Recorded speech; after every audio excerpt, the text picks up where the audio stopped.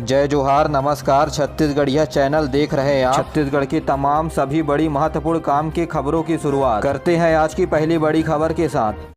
आज प्रदेश के 70 विधानसभा क्षेत्रों में सुबह 7 बजे से शाम 5 बजे तक मतदान किए जाएंगे और इस मतदान के लिए चुनाव आयोग ने सभी तरह की तैयारियां पूरी कर ली हैं। मतदान दल अपने सामग्रियों के साथ निर्धारित जगह पर पहुंच चुके हैं। 70 सीटों के लिए 958 उम्मीदवार मैदान पर है, जहां 130 महिला उम्मीदवार हैं। साथ ही प्रदेश भर में 18,833 मतदान केंद्र बनाए गए हैं। दूसरे चरण के लिए 1,63,14,813 मतदाता अपने मताधिकार का प्रयोग करेंगे। इनमें 81,41,624 पुरुष, 81,72,181 महिला मतदाता हैं। इसके अलावा 684 थर्ड जेंडर के मतदाता हैं। वहीं करीब 5.5 लाख मतदाता 18 वर्ष की आयु वाले हैं। तो वहीं आज 109 दिव्यांग मतदाता भी अपने मताधिकार का प्रयोग करेंगे। साथ ही 2,161 ऐसे मतदाता हैं जो 100 वर्ष की आयु पूर्ण कर चुके हैं। इसके अलावा 1,58,080 वर्ष से अधिक आयु समूह के लोग हैं। प्रदेश के 70 विधानसभा क्षेत्रों में निष्पक्ष और शांतिपूर्ण तरीके से चुनाव संपन्न कराने के लिए सुरक्षा के व्यापक प्रबंध किए गए हैं। 70 सीटों पर 109 संवेदनशील और 1,066 अति संवेदनशील मतदान केंद्र हैं। इन जगहों पर माइक्रो ऑब्जर्वर की व्यवस्था सुनिश्चित की गई है। मुख्य निर्वाचन पदाधिकारी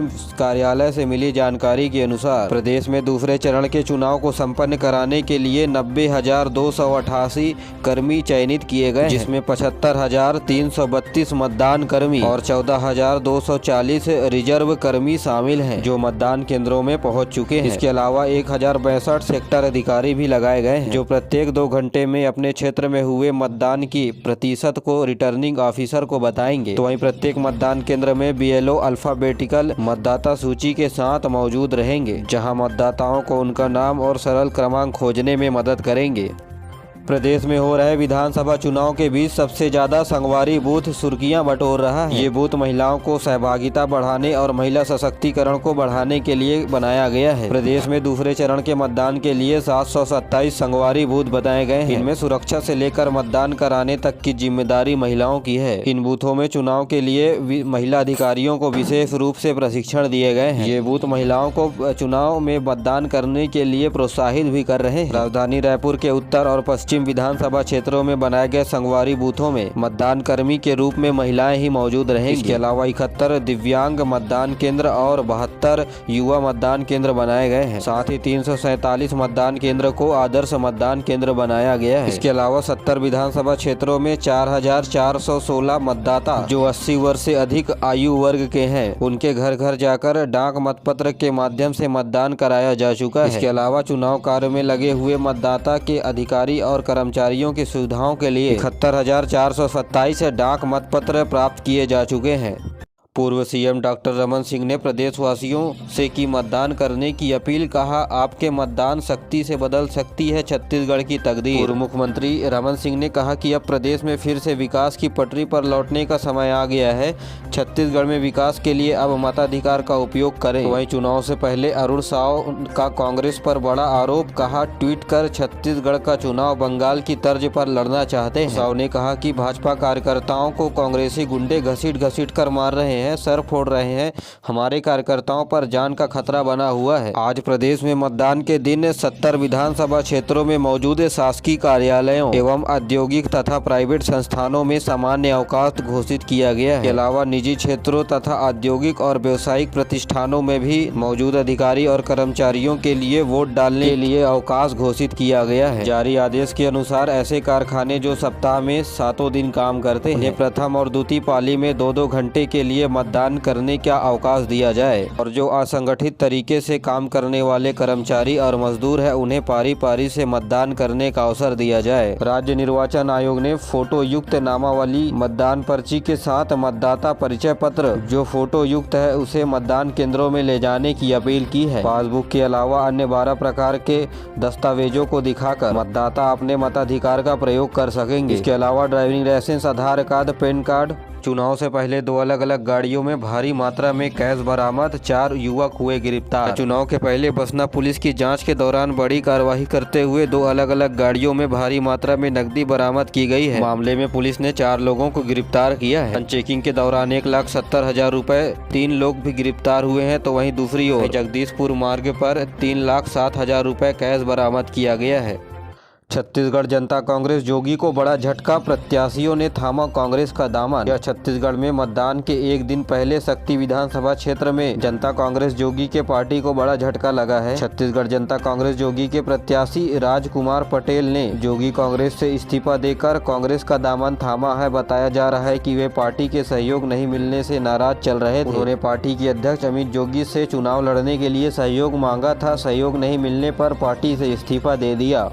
छत्तीसगढ़ विधानसभा चुनाव में निष्पक्ष और पारदर्शी तरीके से मतदान कराने के लिए केंद्रीय चुनाव आयोग लगातार समीक्षा कर रहा है। आयोग ने इसके लिए 50% मतदान केंद्रों में सीसीटीवी कैमरे लगाए हैं, जो सीधे जिला निर्वाचन कार्यालय से जुड़े रहेंगे। तो वहीं निगरानी के लिए एक टीम तैनात की गई, जहां किसी बूथ में अप्रिय हलचल होने पर तुरंत कार्रवाई की जाएगी। रायगढ़ जिले के 4 विधानसभा क्षेत्र लैलूंगा, धर्मजयगढ़, खरसिया और रायगढ़ में 1025 मतदान केंद्र हैं। इनमें से 543 मतदान केंद्र सीसीटीवी कैमरे के निगरानी में रहेंगे। प्रदेश में छठ पूजा के साथ उत्साह का माहौल है। आज नहाय खाए रस्म के साथ इस त्योहार की शुरुआत की जाएगी, जहां रायपुर के खारून नदी के महादेव घाट में छठ पूजा की तैयारियों के साथ बिलासपुर के अरपा नदी के तट पर भी तैयारियां चल रही है। साथ ही इन स्थानों को साफ सुथरा किया जा रहा है। इसके अलावा इन स्थानों पर व्रत रखने वाले महिलाओं के लिए जगह भी बनाई जा रही है। यह भगवान सूर्य के उपासना की सबसे बड़ा त्योहार माना जाता है। इसमें व्रती 36 घंटों का निर्जला उपवास रखती है। इस त्योहार में डूबते हुए तथा उगते हुए सूरज को अर्घ्य दिया जाता है। इसके बाद पारण किया जाता है। छत्तीसगढ़ राज्य निर्वाचन आयोग के द्वारा सभी आबकारी विभाग के शराब दुकानों को अगले 48 घंटे के लिए बंद रखने का ऐलान किया गया है। इसके लिए निर्वाचन आयोग के द्वारा कलेक्टरों के माध्यम से आदेश भी जारी कर दिया गया है। आपको बता दें कि चुनाव होने तक प्रदेश के सभी मदिरा दुकानें बंद रहेंगी। वहीं प्रदेश के आबकारी विभाग ने अब तक आचार संहिता के दौरान 33,000 लीटर शराब जब्त की। कहीं 2,07,250 किलोग्राम महुआ, 5 किलो गांजा के अलावा 63 वाहन जब्त किए गए हैं,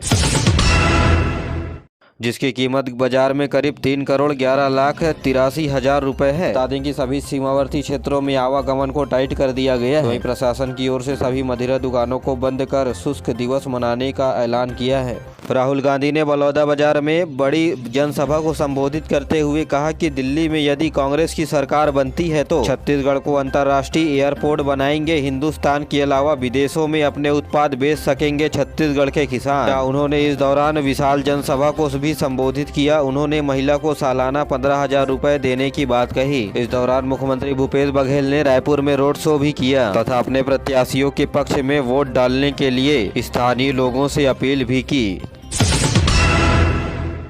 स्टील सिटी भिलाई के रेलवे स्टेशन में पुरी अहमदाबाद एक्सप्रेस के बी कोच पर लगी आग में मचा हड़कंप। भिलाई पावर हाउस स्टेशन पर सुबह पुरी से चलकर अहमदाबाद को जाने वाली ट्रेन में आग लग गया। मचे हड़कंप के बाद खबर मिलते ही रेलवे प्रशासन हरकत में आया और आग पर काबू पा लिया। इस घटना पर किसी के हताहत होने की सूचना नहीं मिली है। आग बुझाने के बाद ट्रेन को आगे की ओर रवाना किया गया।